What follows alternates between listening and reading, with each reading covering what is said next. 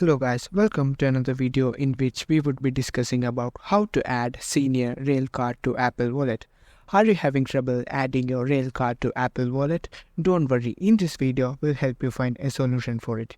As you all know, you can't add any external cards other than debit or credit card, transit card, driver's license or state ID directly from the Apple Wallet. Just follow these easy steps to add your Senior Railcard to Apple Wallet. Step 1. Open App Store and search for Card Manager Digital Wallet. Install the app. After installing, open the app. You'll be able to see 4 menus named Gift, Loyalty, Membership and All. Choose All and press Add Card. Select Store Card. Now search for Railcard.